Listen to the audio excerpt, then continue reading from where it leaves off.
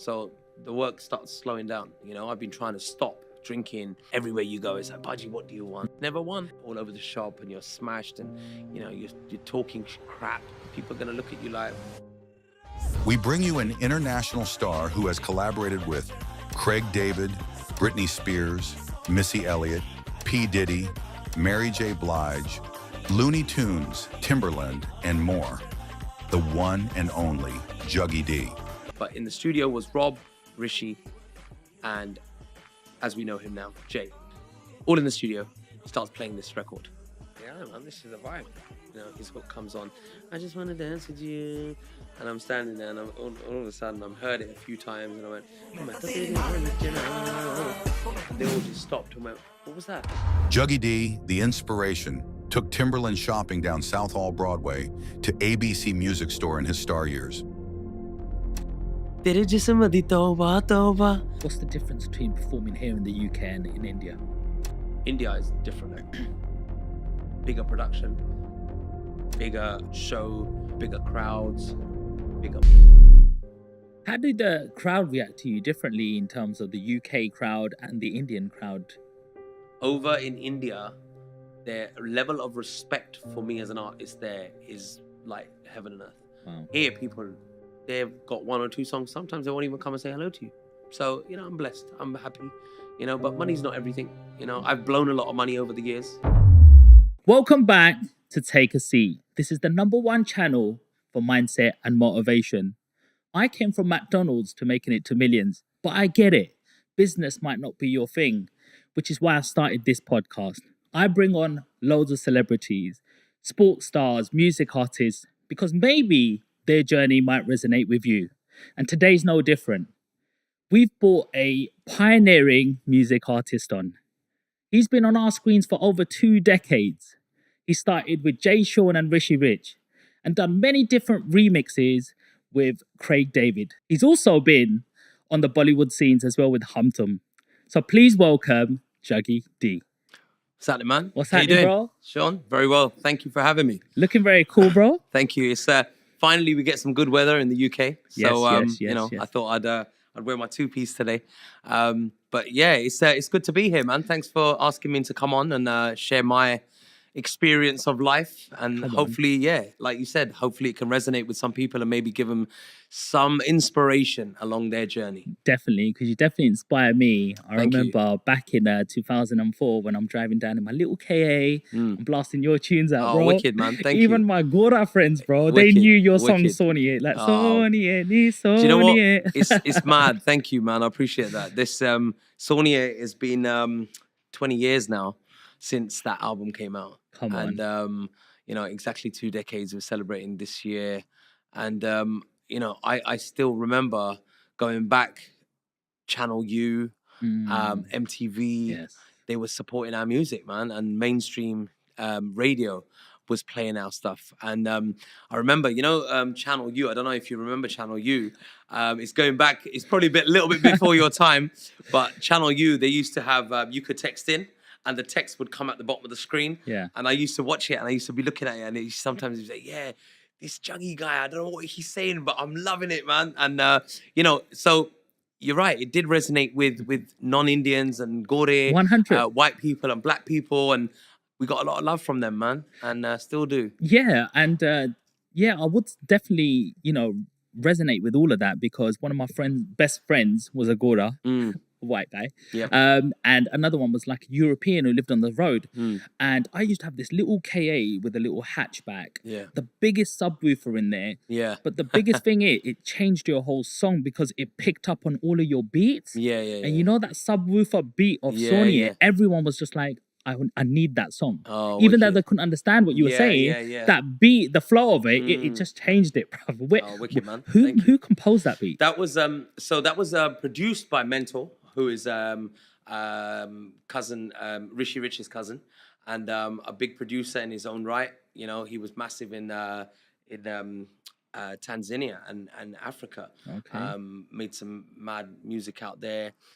Still does some stuff now, but he heavily produced my first album, man. So yeah, big hats off to him. And you know, I'm still getting booked. I'm still getting booked today. off that same album. In the whole look, I started in 2002, and I've been in the music industry for 22 years now, and I've only done 2 studio albums. On my second album, I don't actually even perform any other songs off it. Wow. I only perform mainly off the first album, then the other singles that I've done, and the Bollywood tracks that I've done. Unfortunately, phone's still going. Yeah. So. How does it work as a music artist in terms of producing your sort of music? Because a lot of stars, they'll have that one big hit and then they're known for that one big hit. And when they come on a show, you're all waiting for that one big hit. Yeah, yeah. How do you keep like reinventing yourself and making sure, like not making sure, but how do you keep making the rest of your music just as relevant or trying to find the next chart topper? I don't know, man. I guess you know, like they say in our industry, you're only as good as your last record. You know, so you've got to work hard on trying to, you know, just put out good music. Unfortunately, when we first started out, every record we put out was a vibe. You know, and people enjoyed it. So I can, you know, I've got a catalog of songs where I know, okay, these are the songs that I'm going to play in my set, you know, and they will take you down memory lane.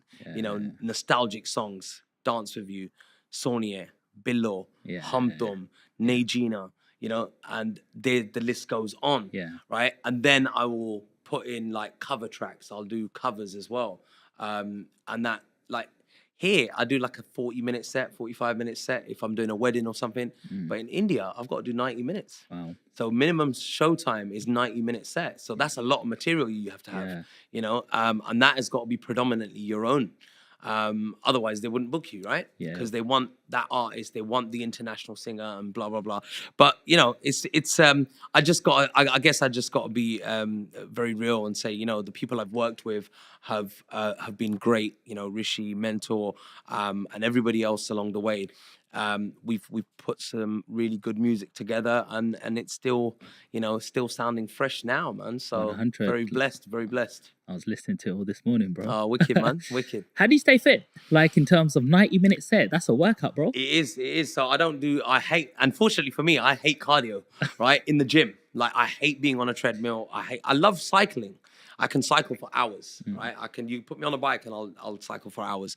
But that's my cardio. So when I'd gone like now, I had a gig Saturday, Sunday, and yesterday, right? Wow. So that's 3 45 days. minutes, singing, dancing. So it's like a HIIT workout. Yeah. So I've done like over 2 hours of cardio. I don't need to do cardio in the gym now.